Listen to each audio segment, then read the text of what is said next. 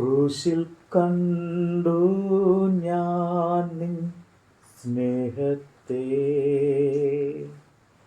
ആഴമാർന്ന നിൻ മഹത്യാഗത്തെ. പകരം എന്തു നൽകും ഞാനിനി? ഹൃദയം പൂർണ്ണമായി നൽകുന്നു നാഥനാ. പകരം എന്തു നൽകും ഞാനിനി? ഹൃദയം പൂർണ്ണമായി നൽകുന്നു നാഥനായി. ക്രൂശിൽ കണ്ടു ഞാൻ നിൻ സ്നേഹത്തെ, ആഴമാർന്ന നിൻ മഹത്യാഗത്തെ.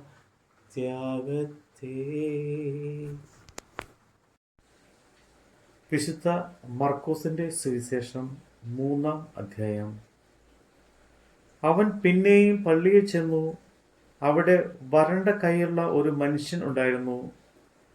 അവർ അവനെ കുറ്റം ചുമത്തേണ്ടതിന് ശബ്ദത്തിൽ അവനെ സൗഖ്യമാക്കുമോ എന്ന് നോക്കിക്കൊണ്ടിരുന്നു. വരണ്ട കൈയുള്ള മനുഷ്യനോട് അവൻ, നടുവിൽ എഴുന്നേറ്റ് നിൽക്കുക എന്ന് പറഞ്ഞു. പിന്നെ അവരോട്, ശബ്ദത്തിൽ നന്മ ചെയ്യുകയോ തിന്മ ചെയ്യുകയോ ജീവൻ രക്ഷിക്കുകയോ കൊല്ലുകയോ ഏതു വിഹിതം എന്ന് ചോദിച്ചു. അവരോ മിണ്ടാതിരുന്നു. അവരുടെ ഹൃദയകാഠിന്യ നിമിത്തം അവർ ദുഃഖിച്ചുകൊണ്ട് കോപത്തോടെ അവരെ ചുറ്റും നോക്കി. ആ മനുഷ്യനോട് കൈ നീട്ടുക എന്ന് പറഞ്ഞു. അവർ നീട്ടി. അവന്റെ കൈ സൗഖ്യമായി.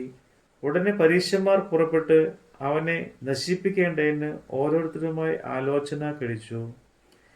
യേശു ശിഷ്യന്മാരുമായി കടൽക്കരയ്ക്ക് വാങ്ങിപ്പോയി. ഗലീലയിൽ നിന്ന് വലിയൊരു പുരുഷാരം അവനെ അനുഗമിച്ചു. യഹൂദിയിൽ നിന്നും യെരൂശലേമിൽ നിന്നും ഏദോമിൽ നിന്നും യോർദാൻ കരയിൽ നിന്നും സോറിന്റെയും സീദോന്റെയും ചുറ്റുപാടിൽ നിന്നും വലിയൊരു കൂട്ടം അവൻ ചെയ്തതൊക്കെയും കേട്ടിട്ട് അവന്റെ അടുക്കൽ വന്നു. പുരുഷാരം തന്നെ ഞെരിക്കാതിരിക്കേണ്ടതിന് അവരുടെ നിമിത്തം ഒരു ചെറു പടക് തനിക്ക് ഒരുക്കി നിർത്തുവാൻ അവൻ ശിഷ്യന്മാരോട് പറഞ്ഞു. അവൻ അനേകരെ സൗഖ്യമാക്കിയാൽ ബാധകളുള്ളവരൊക്കെയും അവനെ തൊടേണ്ടതിന് തിക്കിത്തിരിക്കി വന്നു. അശുദ്ധാത്മാക്കളും അവനെ കാണുമ്പോഴൊക്കെയും അവന്റെ മുമ്പിൽ വീണു. നീ ദൈവപുത്രൻ എന്ന് നിലവിളിച്ച് പറയും.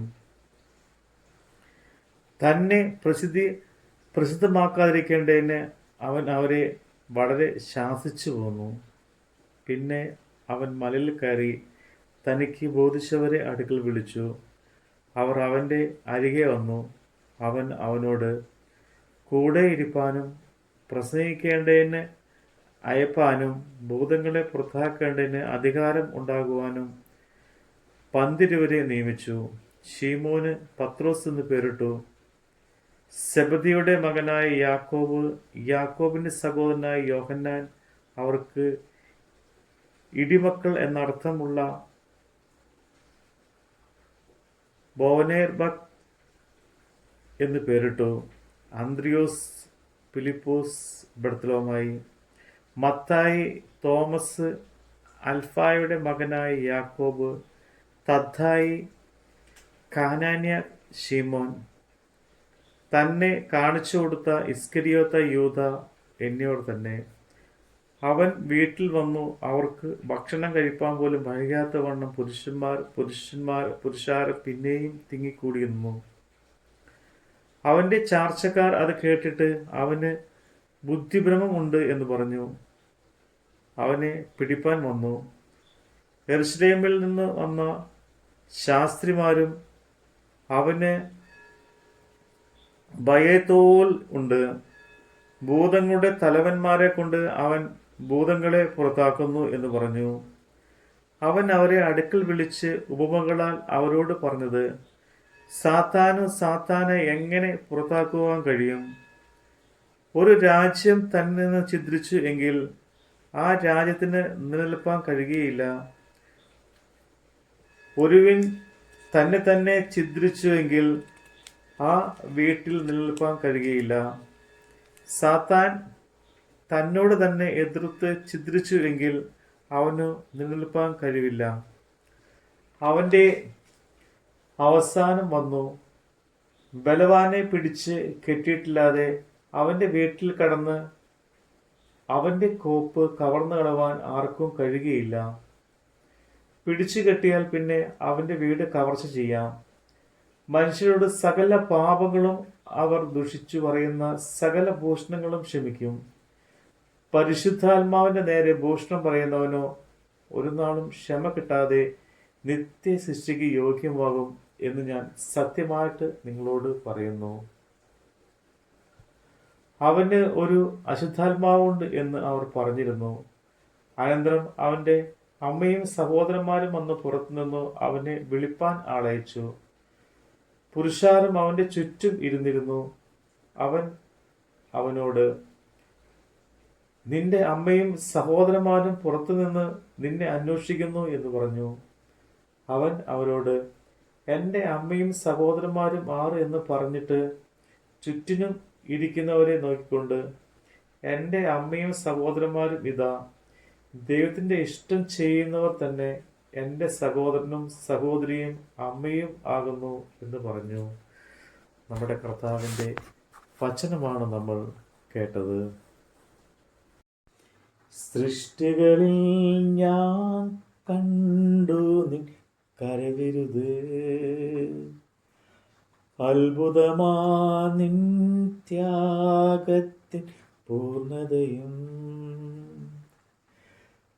പകരം എന്തു നൽകും ഞാനിനി, നന്ദിയാലെന്നും വാഴ്ത്തിടും സൃഷ്ടാവേ. പകരം എന്തു നൽകും ഞാനിനി, എന്നാരോഗ്യം നൽകുന്നു നാഥനായി. ക്രൂശിൽ കണ്ടു ഞാൻ നിൻ സ്നേഹത്തെ, ആഴമാർന്ന നിൻ മഹത്യാഗത്തെ. പകരം എന്തു നൽകും ഞാനിനി, ഹൃദയം പൂർണ്ണമായി നൽകുന്നു നാഥനായി. ഹൃദയം പൂർണ്ണമായി